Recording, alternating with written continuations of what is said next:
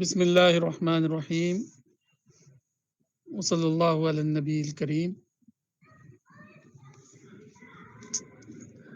31 اکتوبر 2023 عنوان ہے یہ خوش اخلاقی۔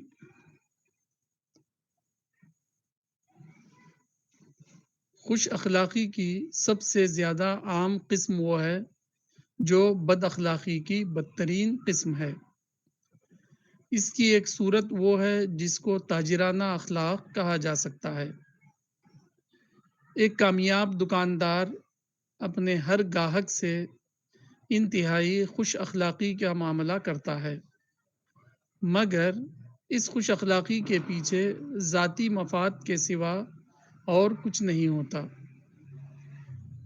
دکان پر آنے والا گاہک اگر اپنا لبادہ اتار کر چندہ مانگنے والا آدمی بن جائے تو فوراً معلوم ہو جائے گا کہ دکاندار کی خوش اخلاقی کی حقیقت کیا تھی۔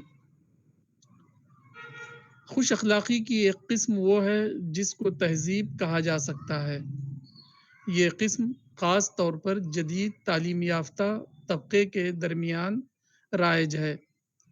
یہ لوگ جب باہم ملیں گے تو وہ نہایت ترشے ہوئے الفاظ میں بات کریں گے، ایک بے معنی رائے کو بھی خوبصورت علمی الفاظ میں بیان کریں گے، آتشی موضوعات پر بھی وہ اس طرح بولیں گے جیسے کہ وہ برف کے موضوع پر بول رہے ہیں۔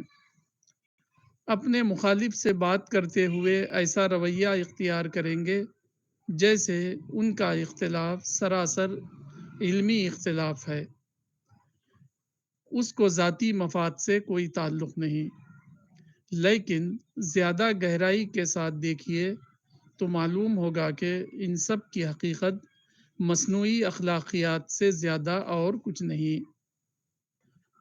ان کا اول اور آخر مقصد سماج میں مہذب انسان کہلایا جانا ہے، نہ کہ فی الواقع اخلاقی اصولوں پر عمل کرنا۔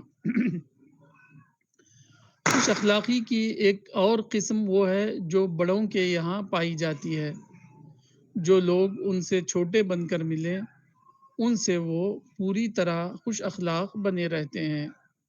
اسی طرح جو لوگ مسلم طور پر بڑائی کا مقام حاصل کر چکے ہوں ان کے ساتھ بھی ان کا رویہ ہمیشہ خوش اخلاقی کا ہوتا ہے، مگر ان دونوں کا اخلاق سے کوئی تعلق نہیں۔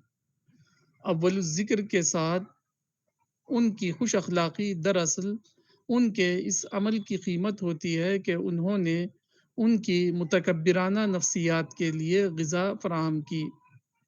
ثانی ذکر کے ساتھ ان کی خوش اخلاقی اس لیے ہوتی ہے کہ ان کے ساتھ اپنے کو منسوب کرنا عوام کی نظر میں ان کی یہ تصویر بناتا ہے کہ وہ بھی بڑوں کی فہرست میں شامل ہیں۔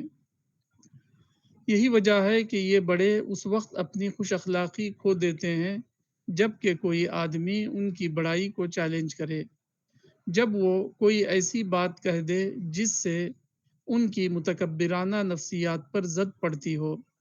ایسے شخص کے مقابلے میں وہ فوراً اپنا لبادہ اتار دیتے ہیں۔ ان کی خوش اخلاقی اچانک بدترین بد اخلاقی میں تبدیل ہو جاتی ہے۔ فنش کتاب راز حیات مولانا وحید الدین خان۔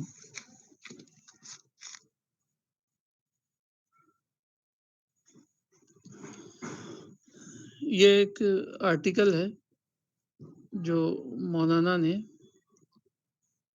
یہ خوش اخلاقی کے عنوان سے لکھا ہے۔ اس میں مولانا اپنے ریڈرز کو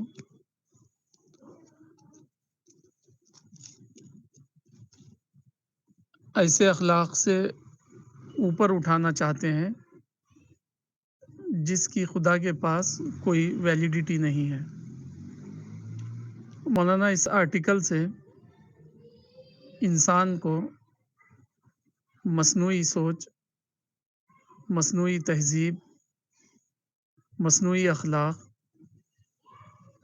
یا پھر آپ آگے بڑھ کر یہ کہہ سکتے ہیں مصنوعی دینداری بھی اسی کا ایک حصہ ہے جس سے مولانا ہمیں آگاہ کرنا چاہتے ہیں۔ اس آرٹیکل میں اگر ہم غور کریں تو ہو سکتا ہے یہ سارا کا سارا آرٹیکل خود ہمارے اپنے بارے میں ہی ہو۔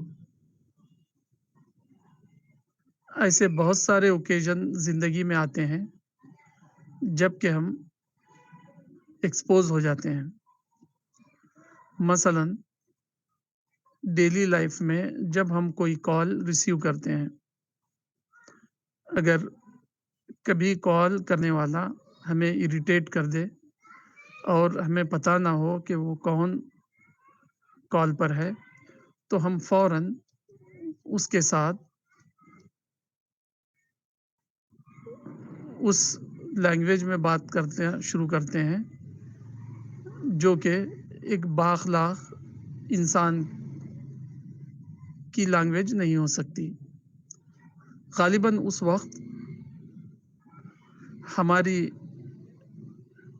اخلاقی کنڈیشن ایکسپوز ہو جاتی ہے۔ اگر وہی ہمیں پتہ چلے کہ دوسرے سائڈ سے کال پر بات کرنے والا کوئی انفلوئنشل پرسن ہے یا کوئی ہمارا پہچان کا آدمی ہے، تو ہم اس کے ساتھ خوش اخلاقی سے ٹالرنس شروع کرتے ہیں۔ غالباً یہ بھی ایک اچھی مثال ہے جو ڈیلی لائف میں ہم دیکھ سکتے ہیں۔ اسی طرح اس کی ایک مثال یہ بھی ہو سکتی ہے جب بدحال ضرورت مند لوگ ہم سے مدد مانگتے ہیں تو اس وقت ہمارا رویہ ان کے ساتھ کچھ زیادہ بااخلاق نہیں ہوتا۔ اس کے مقابلے میں اگر ہم سے کوئی صاحب حیثیت آدمی ڈونیشن مانگے اور ہمیں یہ لگے کہ اس ڈونیشن کے نہ دینے پر ہماری سوشل اسٹیٹس بلر ہو جائے گی یا لوگوں کے سامنے خراب ہو جائے گی، تو ہم فوراً بہت ہی باعزت طریقے سے اپنا ڈونیشن آفر کرتے ہیں، جو کہ اس بدحال آدمی کے ساتھ ہم نے نہیں کیا۔ غالباً یہ بھی ایک صورت ہے جس سے ہم جان سکتے ہیں کہ ہماری اخلاقی صورتحال حقیقی ہے یا غیر حقیقی۔ قرآن کی اور رسول اللہ کی رہنمائی میں اگر ہم باتوں کو سوچنے لگے تو اس طرح کی ہماری کمیاں ہم سدھار سکتے ہیں۔ مثلاً رسول اللہ صلی اللہ علیہ وسلم نے ایک بہت ہی گہرا کرائٹیریا ہمیں دیا ہے۔ سنن ابی داؤد میں ایک حدیث ہے، اس حدیث کے عربی الفاظ یہ ہیں: من اعطا للہ و منع للہ و احب للہ و ابغض للہ فقد استکمل الایمان۔ رسول اکرم صلی اللہ علیہ وسلم فرما رہے ہیں، جس نے اللہ کے لیے محبت کی اور اللہ کے لیے غصہ ہوا، جس نے اللہ کے لیے لوگوں کو دیا اور اللہ کے لیے لوگوں کو دینے سے رک گیا، یا اللہ کے لیے اپنے غصے کو اس نے لوگوں سے روکے رکھا، یا اپنے مس بیہیویئر کو، مس ٹریٹمنٹ کو اس نے